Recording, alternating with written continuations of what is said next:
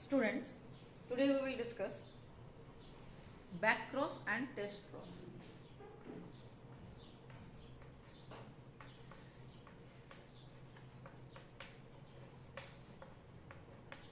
Now what is this back cross and test cross? Back cross is a cross where F1 progeny back to one of their parents. So a special back cross to the recessive parent is called as test cross.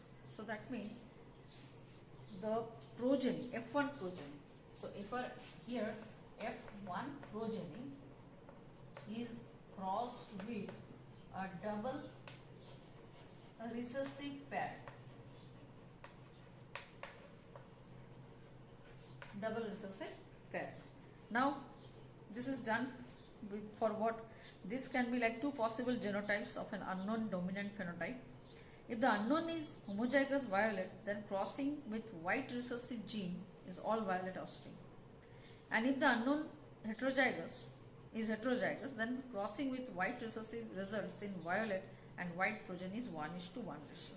So here this back cross and test cross is actually to know the unknown genotype of an organism. So here objective is what? Suppose someone's genotype you don't know, so you can do this cross, that is unknown genotype. And remember here monohybrid ratio will come 1:1 and dihybrid ratio will come 1:1:1. So this is the ratio that we are going to have in NCERT diagram is there for test cross, back cross, where you can easily see dominant phenotype, genotype unknown written, and it may be your WW or W small w. So there the cross is made with a double recessive parent, and this is a type of cross which is there in the principle of inheritance to know unknown genotype of progeny of any organism. Next is we will discuss, already we have discussed monohybrid cross and dihybrid cross. Now we will discuss deviations from Mendelianism. So what is non-Mendelian genetics? That means there are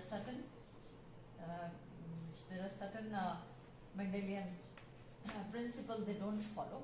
Okay, so Mendelian principle, they non-Mendelian genetics.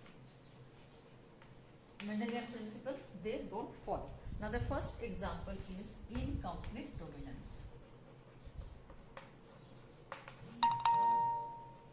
So first example is incomplete dominance, and this incomplete dominance is what? Where red and white flower, if it is called, there is a type of plant that is snapdragon. So we just read that it is a phenomenon in which phenotype of the F1 hybrid offspring does not resemble any of the parent. Okay, so F1 progeny is something different from the parent generation. If the parent is red colored flower and then crossed with white colored flower, but here the F1 progeny is pink, and when two such pink color flower is crossed, then you will get red is to pink is to white. So that is 1:2:1 ratio. We will get F2 generation, but whereas F1 generation is all pink.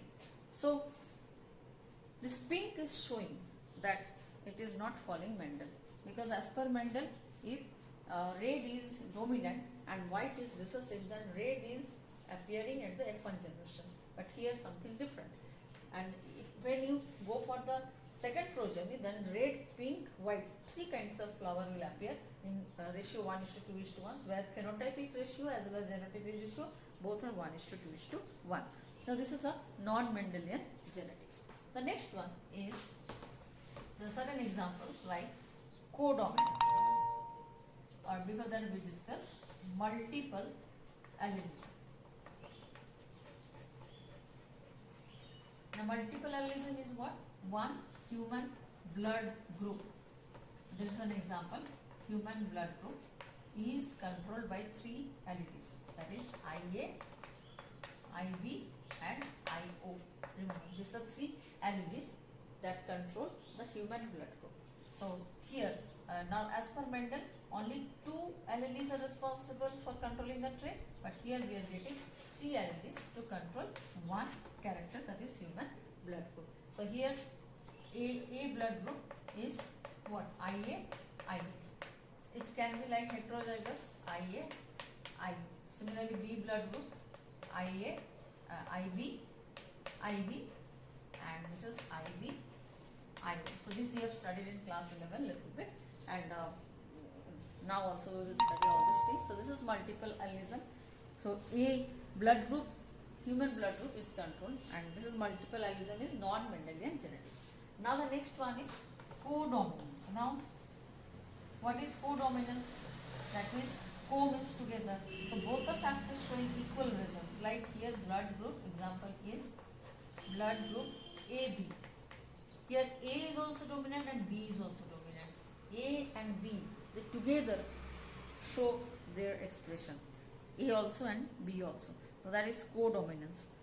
So codominance in human blood group, AB blood group is showing codominance. Okay. Next is pleiotropy. So what is pleiotropy? That we will discuss.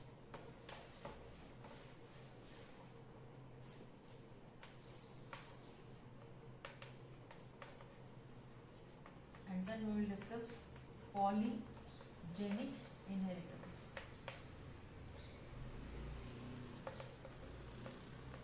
Pleiotropy and polygenic inheritance. Now what is pleiotropy? It is a phenomenon in which single gene product produces multiple or more than one phenotypic effect. And the example of pleiotropy is phenylketonuria. Phenylketonuria. So here one gene, the one gene is mutated, then it brings more phenotypic effect, more than one phenotypic effect. That is the principle. That is the more phenotypic effect it brings. Like phenylketonuria, it's a disorder caused by mutation in the gene coding the enzyme phenylalanine hydroxylase. The affected individual also show hair and skin pigmentation and mental retardation. So in garden pea also starch synthesis, size of starch grains and the shape of seed is controlled by one gene, and the genotypes and phenotypes of the traits are like therefore it can be said that dominance is not an autonomous feature of the gene, its product, but it depends on the production of a particular phenotype from the gene product. So here pleiotropy example is phenylketonuria. It's a disease. You can better understand with this example, pleiotropy. So here one gene normally control one phenotype, it is said, but here one gene controlling more phenotypic effects are seen. Like phenylketonuria patient is having skin coloration change, then mental retardation, then more this brain retardation. So this brain will not work properly. So this type of phenotypic effects are there. Now polygenic inheritance is what? Like many gene. Here polygene means many gene control one character. So many gene is involved, more gene. Here one gene and here many gene control one character. Okay, number one character. So phenotype shows participation of each allele and is influenced by environment, and it is called quantitative inheritance. So polygenic inheritance is called as quantitative inheritance. Like the color, our skin color. Skin color is an example. Human skin color, human intelligence. So these are controlled by. So what is that? Human skin color and human intelligence. These are all polygenic inheritance. Now they don't follow Mendel. So Mendelian principles are not followed here. Okay. Okay. Now next one is a complementary genes. So another example is there, that is complementary genes, and where non-allelic gene combination shows the change. It is a phenomenon where two pairs of non-allelic dominant genes which interact to produce only one phenotypic trait. So like example is given, 9:7 is the ratio normally, and it is a production of flower color in sweet pea. That is a complementary gene. So here complementary gene is what? Non-allelic. Non-allelic dominant genes will bring the effect. Okay. This is complementary genes. So this is the non-Mendelian genetics that we have seen. Now what are the drawbacks of Mendel?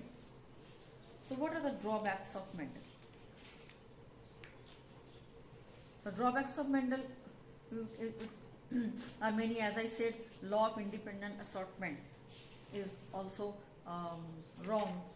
little bit in somewhere, like law of independent assortment is not followed for everyone, because Morgan, when studied, there is a scientist Morgan who is called father of experimental genetics, suggested linkage that we will study later. And another thing is in mathematics, like implementation of mathematics to study this Mendeleev experiments, monohybrid and dihybrid, is also not understood by many.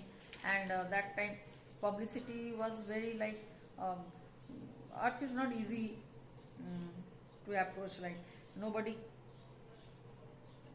came to know what the Mendel's thought was there. And Mendel's told that gene or factors, but he has not shown anyone the physical presence of such kind of thing. So he could not provide any physical proof for the existence of factors or say what are they made up of. So here public, they didn't understand him.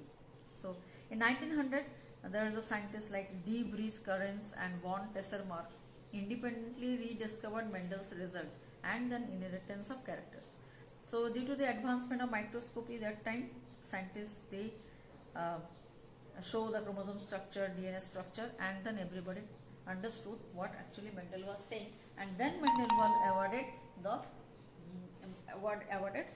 father of genetics award and Nobel Prize. Okay, so these are the actually drawbacks of Mendel. And then after that, who are the three scientists? De Vries, Currens and von Tessermark. So who are the scientists here?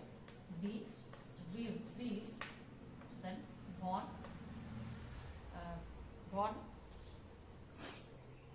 De Vries is one, then Currens is there, and von Tessermark is there. Okay, and Currens. So these three scientists re-studied this Mendelism. Okay, so this is the thing. Now, chromosomal theory of inheritance. Before that, I would like to say that what is the parallelism that occur between the chromosomes and genes. So here chromosomes, they all occur in pairs. They segregate at the time of gamete formation. That is also true. Independent pairs segregate independently of each other. So all the like characteristics are same almost between the chromosome and the gene. A parallelism is seen. And chromosomal theory of inheritance is proposed by Sutton and Boveri. Okay, Sutton and Boveri, they propose this chromosomal theory of inheritance. So read up to chromosomal theory of inheritance, and regarding the next class we will discuss about T.H. Morgan and his experiments. Ask me your doubts in the online class tomorrow. Thank you.